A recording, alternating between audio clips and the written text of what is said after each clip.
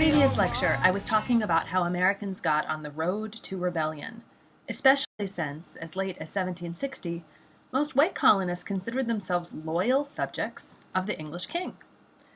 But the relationship started to sour, as we talked about, especially after the 7 Years' War. Even though the English and the colonists won the war together and got a ton of new territory as a result, the big debts from the war resulted in big taxes. When we left off last time, England was trying to collect money from a new tax placed on paper, for which you now needed a standing deciding on taxes. In other words, it said, okay, we'll take away this one tax, but we have the right to tax you, so stop whining. Well, this didn't solve the problem. Americans had gotten fired up about their lack of political representation. And at the same time, of course, there was still the huge debt left from the 7 Years' War. Next, the British tried new taxes on a bunch of different things.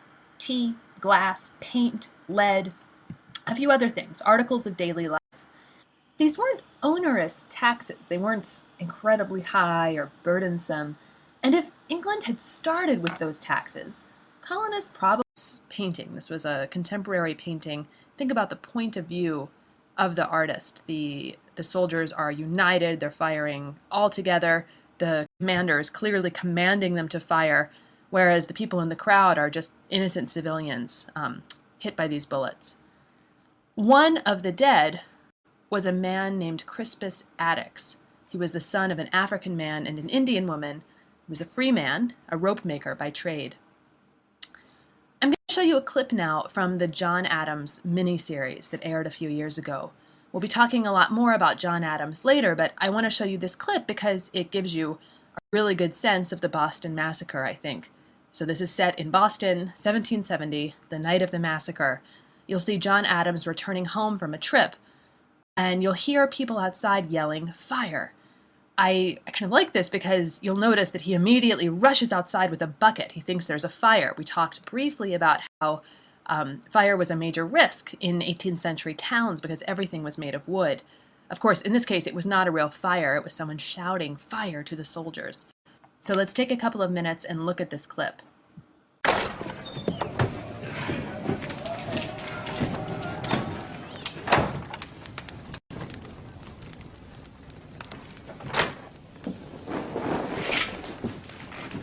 Father.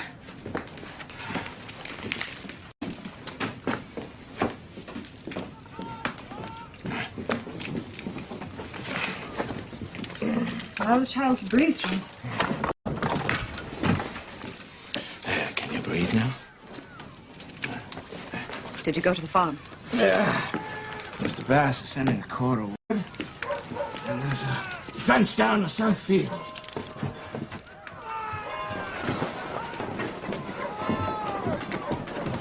Fire!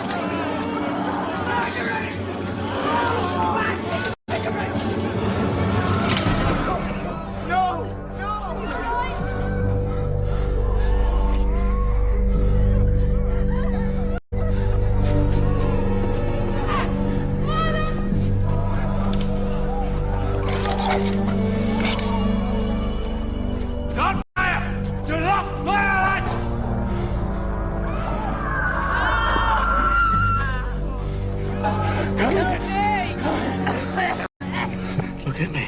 Look at me. Yes? Can you breathe? My son. Help! Is your boy? Murderers! Come away. Come away, Sam! Shoot me too, Preston. If you dare. Sam! Sam, come away! You'll suffer the full penalty of the law! Sam! These people need to be attended to. These people need our help, Sam. Yes?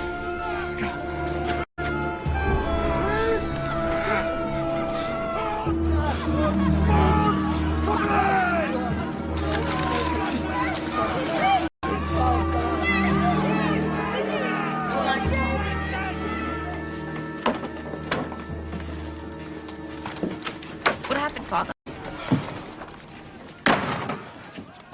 We looked, but we Well, didn't see it's the all fire. over now. It's just a little hubbub.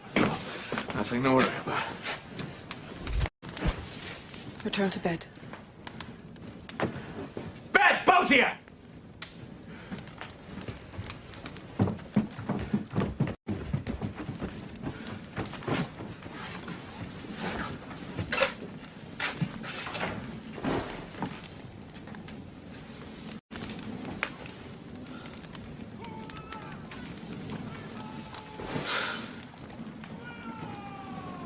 British soldiers fired into a crowd on State House Square.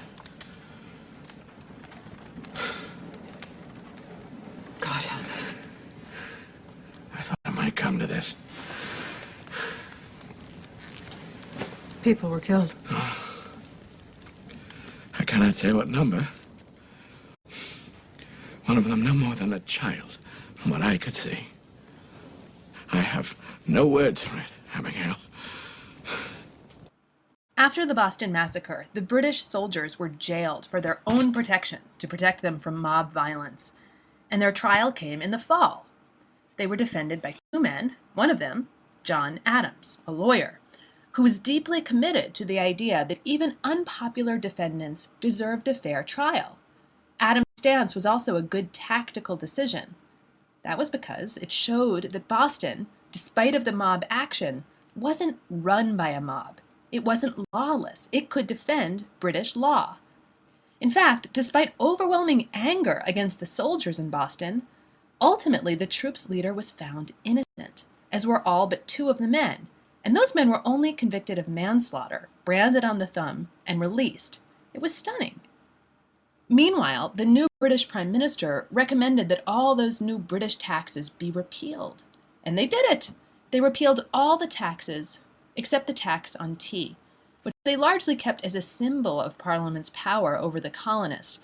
By the way, this portrait shows Paul Revere, who was a silversmith, making a teapot himself. So at this point, to sum up, a lot of taxes have been imposed, there have been protests, and they've almost all been repealed.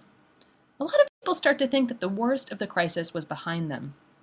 The boycotts stop, people start buying British goods again. More or less, things go back to normal. Americans even started buying English tea again, even with the taxes. But they also started smuggling in tea from places like Holland. That was illegal. The colonists were only supposed to trade with Britain. This is not a huge deal in the grand scheme of things. It was just a little tea. You'd think, at this point, the English would have learned to leave well enough alone. But no. In 1773, the Prime Minister proposed that a British company get favored status, so it could sell tea without having to go through middlemen. This would have made English tea cheaper than the competition, even with the tax on it. But Americans hated the idea.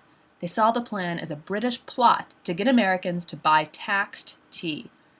That fall, the fall of 1773, 3 ships filled with tea arrived in Boston Harbor. The ship captains were nervous. They wanted to leave, but the governor wouldn't let them without first paying the tax on tea. There was also a rule that ships couldn't stay more than 20 days in port without paying tax, or the goods would be confiscated. Pressure built in Boston during those 20 days.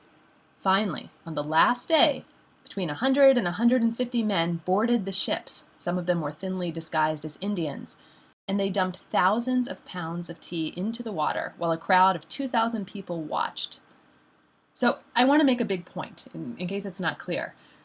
All of these protests we're talking about, these protests against these taxes, weren't protesting the concept of taxes. Colonists realized that a government